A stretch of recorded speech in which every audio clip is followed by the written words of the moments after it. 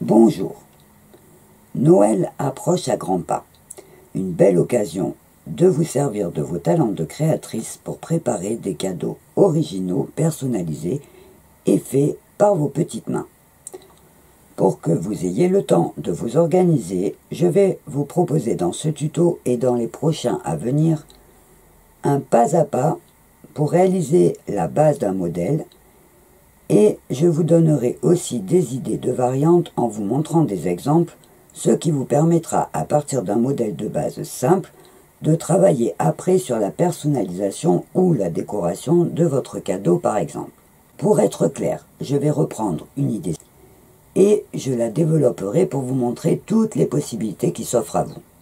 Pour être encore plus clair, je vais vous présenter ce tuto. Je vais commencer par le plus classique du classique dans les sacs, le tote bag. Ce qu'on appelle en français le sac fourre-tout. Dans une première étape, on va donc voir ensemble comment on fait le sac, son patron et son montage. Ensuite, je vous donnerai quelques idées de variantes pour sa décoration ou sur les différentes techniques que vous pourrez utiliser pour embellir votre sac. Je ne vous les donnerai pas en pas à pas, ça sera impossible tellement il y en a.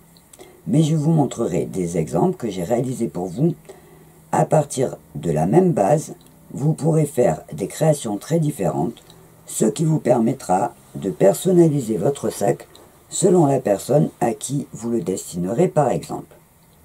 Je vais faire une petite parenthèse avant de commencer pour préciser quand même, au cas où vous tomberiez sur ce tuto un peu par hasard, que je vous propose déjà sur ma chaîne l'atelier Crazy by Nat, plein de tutos pas à pas qui pourront vous servir pour faire de jolis cadeaux. Souvent d'ailleurs aussi avec des idées de variantes, parce que ce que je cherche toujours à mettre en avant, c'est l'importance de suivre votre propre inspiration pour faire vos interprétations. Je reste donc toujours dans le même concept, en y ajoutant juste un peu d'esprit de Noël. Comment on rajoute de l'esprit de Noël, me direz-vous? Eh bien, en mélangeant inspiration, personnalisation et plaisir d'offrir. Dans la personnalisation, vous aurez plusieurs possibilités. Ajouter une photo, un prénom ou un message, ou choisir par rapport au goût de la personne ou à ses passions. Par exemple, si vous avez une amie qui est fan de Frida Kahlo, vous pourrez lui faire un petit sac avec un beau portrait. Cette parenthèse étant faite, on va pouvoir commencer notre tote bag. On va voir donc ensemble le patron. C'est vraiment le plus simple qui existe. Je ne le mettrai même pas sur mon site parce que vous n'en aurez pas besoin. Donc il faut donc prévoir deux rectangles. Vous voyez, le corps du sac, c'est deux rectangles. Donc un devant et un derrière. Donc celui-ci fait 38 cm sur 35 de large. Mais vous pourrez bien évidemment adapter les mesures en le faisant plus étroit, plus long ou plus large. Vraiment, ça sera suivant l'utilisation que vous lui prévoyez. En haut, on fera un ourlet un petit peu large sur lequel on accrochera nos anses. Pour les poignets, moi je choisis de faire 50 cm de long. Ça permet de le porter à la main ou sur l'épaule aussi. Vous pourrez évidemment faire des anses plus courtes si vous préférez. Et en largeur, donc je fais des anses de 14 cm et je vous montrerai comment on procède pour les coudre. Une fois que vos anses sont faites, il suffira de les accrocher à votre sac et votre petit tote bag sera fini, prêt à être utilisé. Je ne vous parlerai pas trop des fournitures puisque tout va dépendre de votre inspiration, tant au niveau du choix des tissus que des techniques. Il faudra donc prévoir en fonction. Au niveau de la réalisation, je vous donnerai un seul conseil. Décorez toujours votre pièce avant de monter votre sac. C'est plus facile, si par exemple vous devez travailler sur le devant du sac, c'est plus facile de travailler sur un tissu à plat. Que là par exemple, vous voyez, si je dois aller broder, coudre quelque chose, il faut que je plie, c'est pas pratique. Donc voilà, c'est le seul conseil que je vous donnerai. Alors ce qu'on va faire pour que ça soit bien clair pour vous, c'est que je vais réaliser avec vous directement un tote bag pour bien vous montrer la base. Donc un tote bag tout simple avec un joli tissu.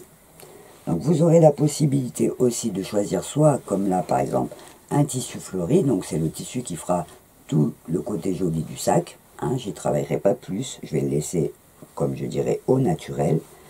Donc là, vous aurez un joli tissu, ou choisir un tissu uni que vous décorez ensuite. On verra après dans les exemples que je vous ai préparés. Dans cette première étape, donc comme je vous le disais, j'ai préparé des tissus pour vous montrer la base du modèle, pour que vous compreniez bien comment c'est fait et que vous puissiez après l'adapter. Donc j'ai choisi deux tissus. J'ai choisi un uni pour faire le modèle de base simple avec les deux rectangles, et j'en ai choisi un fleuri où je vous montrerai justement une autre technique par rapport au fait que c'est un tissu imprimé. Donc on va commencer vraiment par le plus simple. Donc un tissu tout blanc, ça peut être même un vieux drap. Et donc on va découper. Alors évidemment on dit deux rectangles. Si vous avez la possibilité d'éviter une couture en bas, vous voyez, si vous pouvez faire un pli sur votre tissu en bas, c'est pas la peine de découper pour recoudre après. Évidemment, on va prendre donc nos rectangles, donc on repasse pour que notre tissu soit bien plat. Donc j'ai plié mon tissu et je vais donc prendre, alors là je vais tracer pour que vous voyez bien tous les détails. Donc sur un tissu, évidemment, vous emploierez ou la craie ou quelque chose qui ne se voit pas trop. Là, je vais prendre exprès pour que vous voyez un feutre noir. Donc, j'ai mon tissu blanc. Je prends mon centimètre. Et donc, je vais faire un sac, comme je vous disais, de 35 de large. Donc, je mesure mes 35 cm. Je vais tracer mes traits pour garder la mesure, donc à 35, et je vais tracer tout le long mes traits. Alors je vais les faire au fait, comme ça vous verrez bien. Donc 35.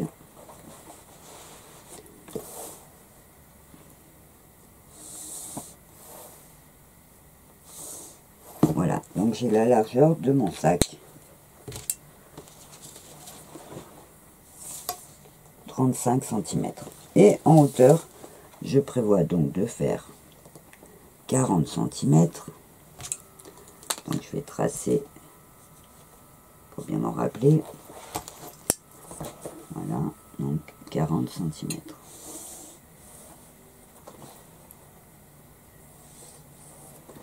Voilà. Donc là, j'ai la base de mon sac. Donc je vais simplement... Alors en haut, je vais laisser une grande marge puisque je vais faire un ourlet comme je vous ai montré sur celui-ci. Vous voyez, je fais un ourlet un peu large. Vous voyez, il est un peu grand. Donc je vais laisser en haut une partie un peu grande et je coupe mon tissu. Donc je vais garder mon pli en bas et je vais couper donc que les côtés.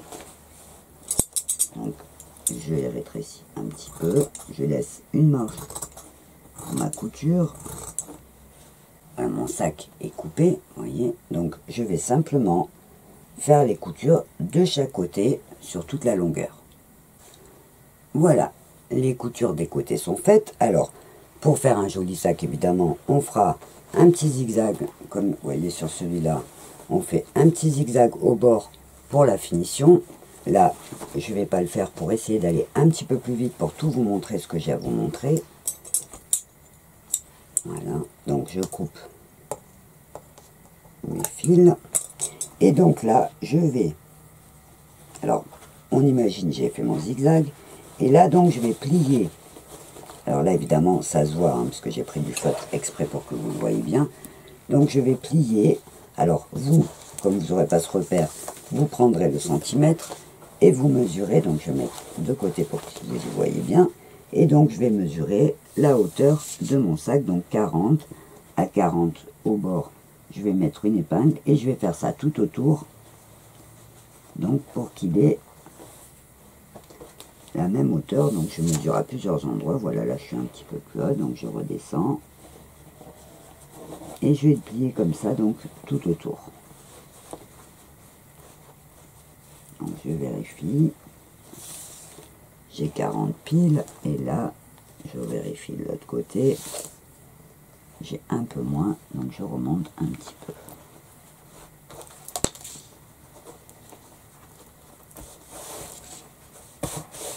Voilà, donc je remesure. Ah, j'ai un petit peu plus, donc hop, voilà, on va bouger jusqu'à ce qu'on trouve la bonne mesure pour que le sac soit bien droit. Donc là, je remesure. Voilà, j'ai 40 piles. Donc quand j'ai 40, je vais repasser mon bord pour bien marquer la mesure. Et là, ce que je vais faire pour que ça soit joli et propre, c'est que je vais faire un petit rentré dans l'autre sens tout au bord. Voilà. Que je vais repasser aussi.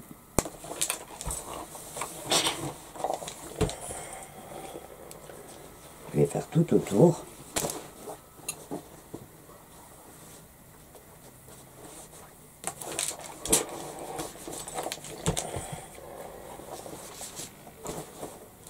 Voilà.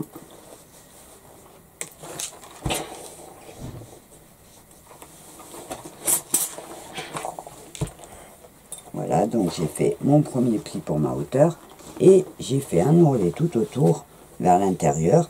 Donc là, je vais piquer tout le tour de mon sac et ma poche, c'est-à-dire le corps de mon sac, sera déjà fini. Voilà, le tour est piqué, donc il me suffit de retourner mon sac.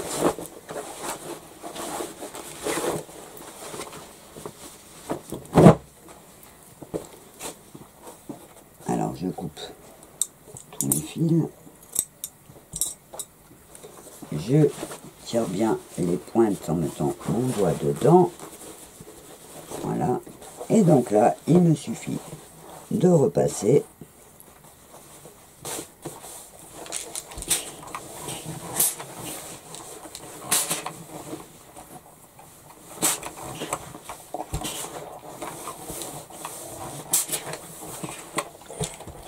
Voilà. Et donc, le corps de mon sac est prêt. On va donc passer aux anses. Alors, pour faire les anses, je vais vous expliquer une petite technique que moi j'aime bien. Donc, je vais prendre, il me faut 50 cm. Donc, je les épile. Donc, je vais repasser, juste pour aplatir mon tissu. Alors, c'est toujours important de bien repasser pour préparer son tissu. Donc là, je vais mesurer 14 cm de large. Je vais vous expliquer pourquoi. Donc je fais 14.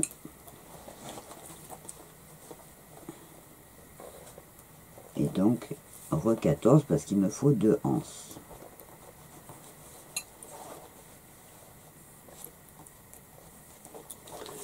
Donc là, je vais tracer donc 50 cm de long par 14 de large.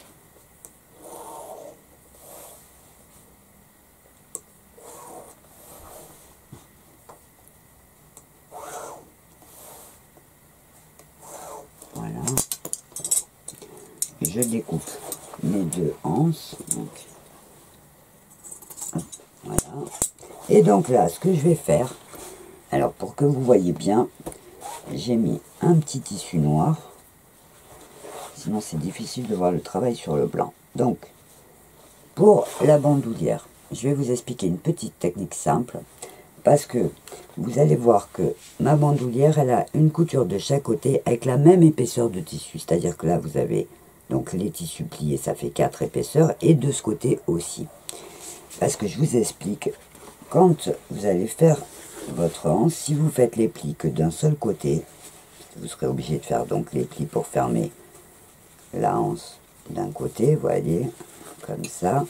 Donc si vous faites les plis d'un seul côté, vous aurez un côté avec 4 épaisseurs et un côté avec 2 épaisseurs. Donc ça sera moins joli.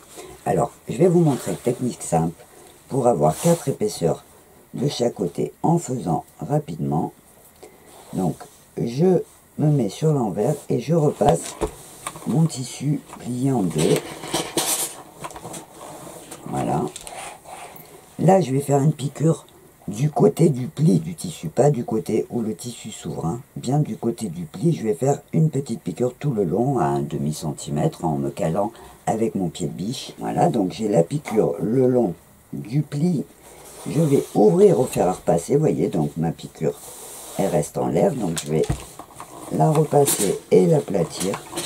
Alors je fais d'un côté et je le fais de l'autre pour bien écarter donc mon tissu et j'aplatis. Donc là je suis bien au bord et ce que je vais faire c'est que je vais replier donc à ras de ma couture, je vais plier en deux et je vais repasser. Donc j'aplatis.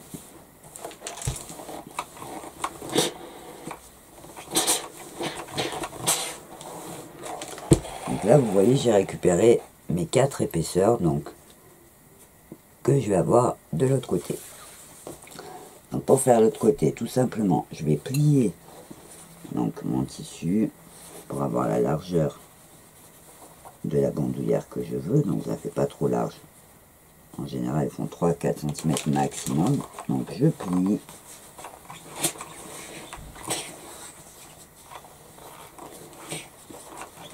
Voilà, tout le long.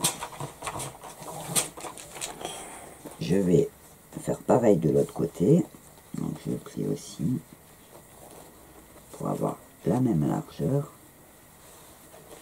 Voilà.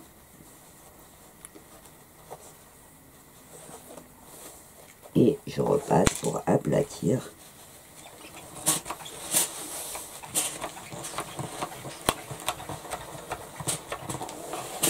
Voilà, donc là, ben, je vais réunir, vous voyez, donc j'ai mon pli au milieu qui me sert à faire mes épaisseurs. Et là, eh ben, je vais tout simplement mettre mes deux tissus ensemble et je vais coudre tout le long. Donc je vais faire une piqûre qui va servir à fermer et je vais faire une piqûre de décoration qui va donner l'équilibre à ma anse.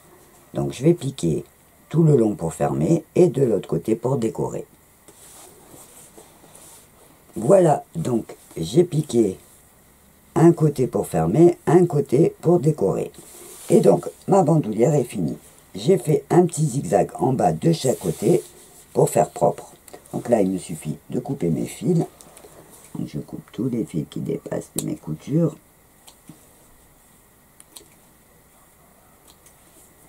Hop. Pareil de l'autre côté.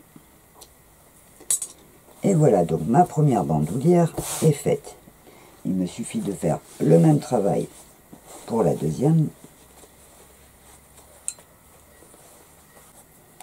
Une fois vos deux bandoulières prêtes, il vous suffit de prendre le corps de votre sac pour accrocher les bandoulières sur le sac.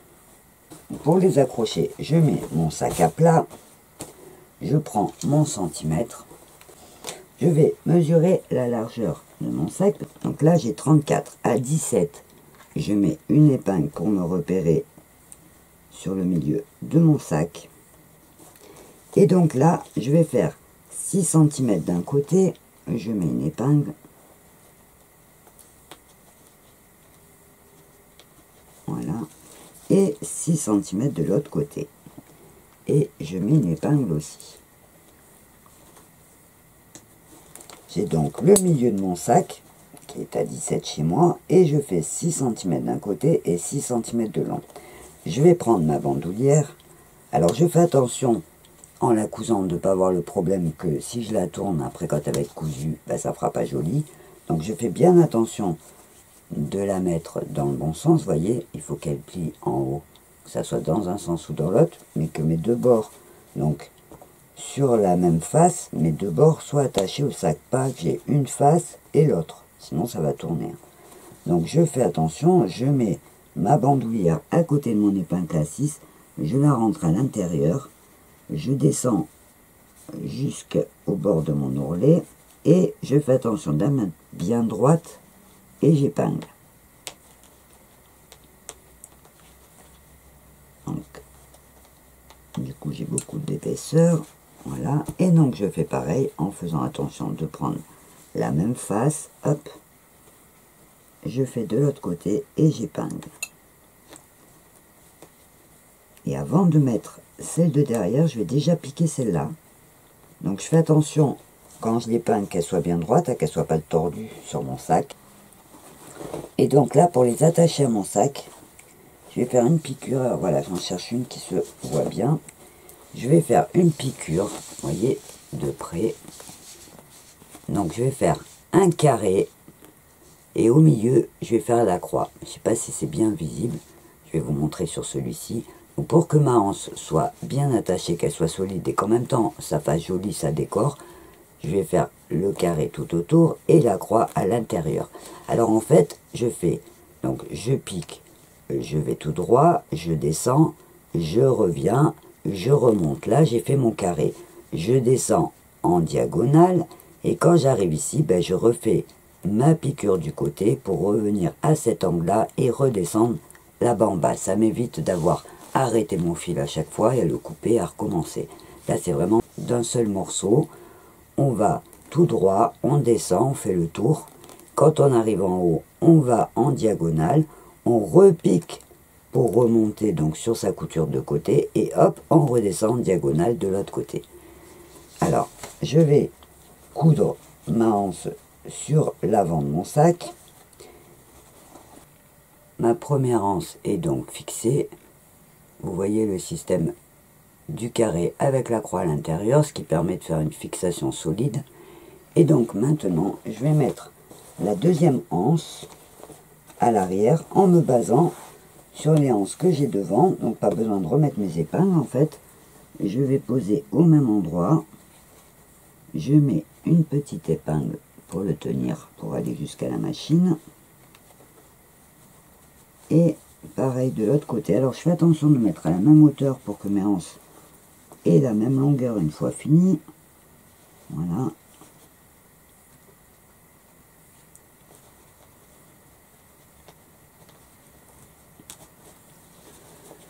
Et donc il me suffit de piquer mes anses carrées avec la croix au milieu pour avoir fini. Mes deux anses sont cousues, donc j'enlève mon épingle du milieu. Et voilà, mon petit tote bag est fini. Alors c'est vraiment un modèle super simple, très facile à réaliser, qui peut se faire rapidement et qui peut, au niveau des mesures, évidemment, être adapté à vos besoins. Avant de passer aux différents exemples que je vous ai préparés, je vais faire un petit exemple avec ce tissu qui est imprimé, parce que la technique de faire deux rectangles va vous obliger à avoir des coutures sur le côté, et quand votre tissu est imprimé, ça va vous obliger à avoir soit un raccord, alors vous allez vous embêter pour faire un joli raccord, ou ça va, on va dire, un peu abîmer le tissu, puisque vous aurez des images qui seront découpées sur les côtés. Donc je vais vous montrer une petite technique simple, une petite variante, sans refaire le tote bag en entier, mais au lieu de couper deux rectangles de 38 de hauteur, on va dire 40 de hauteur, sur 35 de large, en fait on va faire une bande de 70 et on aura une couture au milieu du dos, ce qui permettra de moins abîmer notre tissu. Alors j'ai choisi ce joli tissu, vous voyez, avec de belles roses, et donc je vais prendre une bande dès le départ de 70 cm sur, on va dire, 50. Alors je vais faire 40 plus la hauteur, on va dire 50 cm de hauteur. Donc je vais prendre une bande de 50 cm. Ça va me permettre de bien vous montrer l'utilisation des tissus imprimés. Vous voyez, alors mon tissu que je vous montre, il a un sens. Alors certains tissus imprimés peuvent être mis un peu dans tous les sens. Ils peuvent se regarder d'en haut, d'en bas, de droite, de gauche. Tandis que certains tissus, vous voyez, ils ont un sens. Et ça serait pas joli, par exemple, d'avoir le devant découpé et d'abîmer donc l'image. Alors, déjà pour le sens du tissu, mon tote bag, évidemment, par rapport à mes écritures, devront être comme ça. Et ce que je vais faire, donc, pour éviter, comme je vous disais, d'avoir des coutures sur les côtés, ce que je fais, c'est que je vais prendre un motif qui va être le devant de mon sac et je vais m'en servir comme milieu. Donc, je vais plier sur mon motif, voilà mes roses. Alors, si on a peur de pas bien voir, on met une épingle à la hauteur du milieu, vous voyez, au milieu de mon motif, j'ai mis une épingle et je vais plier mon tissu à partir de ce milieu. Alors c'est vrai que ça peut faire perdre peut-être un petit peu de tissu, mais le sac, une fois fini, sera évidemment plus joli. Donc c'est une chose qu'on faisait beaucoup avant sur les tissus imprimés, de faire attention au dessin, à la position et au sens, qu'on fait plus trop aujourd'hui, mais dans la couture créative, je pense que c'est important d'y faire attention parce que ça fera un plus joli sac. Je vais donc prendre la mesure des 35 cm de la largeur de mon sac, mais à partir du pli du tissu. Et je vais donc noter 35 tout le long. Donc je prends 35, là je vais le faire léger parce que le tissu est joli. Donc je vais noter 35, je vais tracer .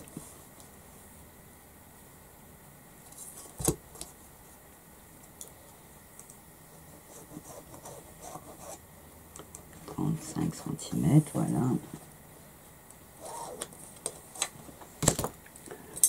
Je vais le couper.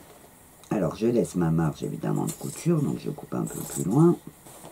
Donc, je vais quand même vérifier ma hauteur qu'il ne soit pas trop haut. Donc, je vais faire avec. Donc, je vais faire ma piqûre tout le long. Donc, qui sera le milieu de mon dos. Une fois ma couture faite, je vais redécouper proprement au bord de ma couture pour faire propre. Et ce que je vais faire, c'est que je vais faire un petit zigzag, mais de chaque côté. En fait, je ne vais pas faire les deux ensemble. Je vais faire un zigzag de chaque côté de mes coutures. J'ai donc ma couture. Je vais la repasser en l'ouvrant. Alors, ce que je fais, c'est que j'ai gardé mon milieu de mon tissu. Donc, je vais avoir ma couture qui va aller pile sur le milieu. Donc, je vais ouvrir ma couture, ce qui fera plus joli et plus plat. Voilà. Et ce que je vais faire, c'est que au lieu de ramener la couture sur un côté, je vais la laisser donc sur le milieu de mon tissu. Vous voyez, j'ai le milieu. Là, j'avais mis mon épingle du milieu. Donc, je vais coincer avec mon milieu. Je vais repasser pour bien marquer les côtés. Et je vais faire ma couture du bas tout le long. Ah, donc il ne me reste plus qu'à retourner pour vous montrer. Donc, hop.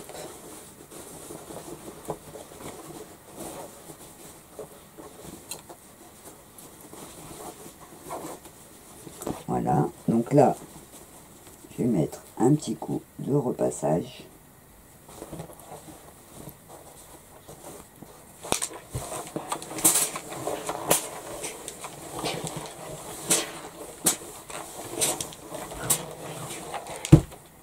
Et voilà. Donc vous voyez, le dessin, il n'est pas coupé, même sur les côtés du coup. Si jamais, comme il n'y a pas de couture, ben, le dessin, il continue. Et il arrive derrière. Alors effectivement, là, mon raccord n'est pas très bien. Il aurait fallu que je calcule. Vous voyez, là, en fait, il aurait fallu encore 2 cm de moins. Donc avec un sac de 33 cm et avec ce tissu, ça veut dire que j'aurais reconstitué l'étiquette de derrière et l'étiquette de devant. Mais bon, après, ça devient de la précision. Ça peut se faire pour les dames maniaques. Mais là, comme ça sera le dos de mon sac, voyez, moi, pour moi, le devant, il est joli. Et donc là, il va me suffire de faire comme pour l'autre. Donc de faire mon rentré en haut, à la longueur que je veux. Donc il va me suffire, vous voyez, de faire le rentré avec mon ourlet en haut. Vous voyez, ça va me faire mon sac. De faire mes 2 anses que je coudrai en haut et mon petit tote bag sera fini. Je vous avais donc montré le corps du sac avec la couture au milieu du dos pour pas casser le beau dessin du tissu Et j'ai donc fini mon sac en faisant comme sur le blanc que je vous ai montré tout à l'heure, donc mon grand ourlet au bord en haut, j'ai fait mes anses et j'ai accroché mes anses. Et voilà donc mon petit tote bag qui est terminé. Vous avez donc vu le tote bag avec un tissu imprimé, donc une couture au milieu du dos. Vous avez vu donc la base toute simple à partir des 2 rectangles. On a fait ici en tissu blanc avec la confection des anses. Je vous avais donc montré en exemple au départ celui-ci réalisé avec un tissu à fleurs. Ces modèles m'ont permis de vous montrer la technique de base pour faire un tote bag, en sachant que donc dans ces techniques simples, il vous suffira d'utiliser de jolis imprimés, de jolis tissus pour faire des sacs qui donnent déjà un joli résultat, mais on est, on va dire, dans la pure couture. Pour en arriver à la couture créative, donc, on va se servir de ce modèle de base sur le même principe pour faire les anses et pour faire le corps du sac, mais par contre, avant de monter notre sac, on va travailler, nous, le corps du sac sur un tissu souvent uni, pas obligatoirement non plus, mais souvent sur une base unie, en rajoutant donc plusieurs techniques qu'on va voir ensemble. Pour vous parler des tote bags en couture créative, j'ai préparé plusieurs exemples. Je vais donc commencer par le plus simple. C'est donc la base, c'est le même que ce qu'on a fait ensemble, le blanc, et donc j'ai juste appliqué un cœur et une étiquette. Donc ça c'est, on va dire, la technique de l'appliquer. Vous pouvez mettre des dessins, ce que vous voulez. J'ai rajouté une petite dentelle en bas que j'ai bordée d'un petit point rouge, voyez, et j'ai mis un petit ruban. Donc le principe il est tout simple. J'ai aussi fait sur mes pointes une petite couture pour faire une épaisseur à mon sac et pour pas avoir la pointe toute simple comme ça. Donc l'épaisseur du sac, vous le verrez sur les cabas, en fait il suffit par l'intérieur de coudre la pointe. Voyez, en fait par l'intérieur on va coudre la pointe, ce qui va donner une épaisseur au sac. Donc vous avez ce modèle tout simple qui est travaillé en appliqué. Donc on va partir sur un modèle un peu plus fantaisie, très travaillé. Donc là vous aurez un tissu velours noir sur le fond, un foulard que j'ai travaillé en appliqué, des galons fantaisie, des rubans à pompons et j'ai rajouté sur le bas un joli galon de perles qui lui donne un côté un peu chic. Donc celui-ci est un petit peu plus grand de taille. Alors ce que je rajoute aussi sur mes sacs quand ils sont un peu plus jolis, on va dire un peu plus travaillés, c'est que je fais une doublure à l'intérieur. Là sur celui-là j'ai même rajouté une poche intérieure, donc ça c'est pas obligatoire, hein, c'est des petits trucs en plus.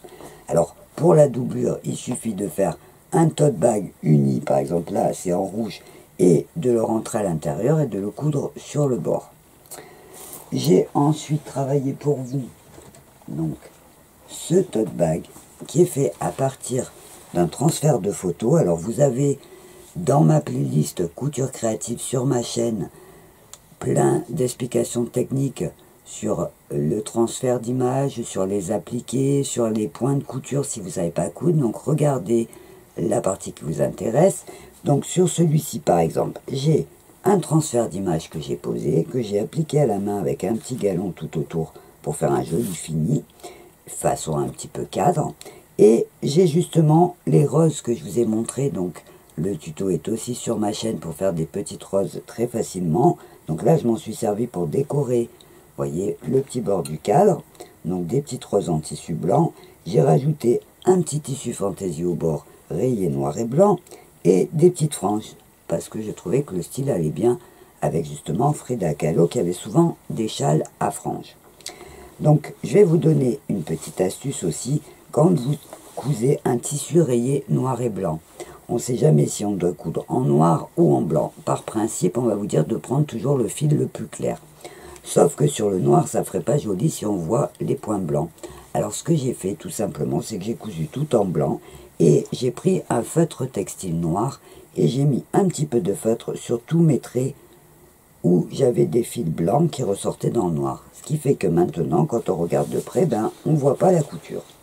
Donc là, vous voyez, tout simplement, une grosse toile un peu brute, un transfert d'image, une dentelle que j'ai cousue, vous voyez, un peu justement avec des points décoratifs. Donc je l'approche un petit peu pour que vous voyez bien le travail. Donc voilà, des petites franges en haut. Et pour finir, je vous ai aussi préparé celui-là qui m'a permis de faire un essai avec un dessin que je viens de faire, vous voyez, une petite pirate. Et donc celui-là, il est travaillé pareil avec un transfert d'image sur tissu, encadré pareil d'un ruban de satin. J'ai rajouté un petit bout de dentelle que j'aurais jeté mais que je trouvais très très joli, donc que j'ai toujours gardé dans mon tiroir et qui m'a servi sur ce sac. Et j'ai rajouté des petits engrenages pour être dans le style steampunk parce que c'est le style de mon dessin.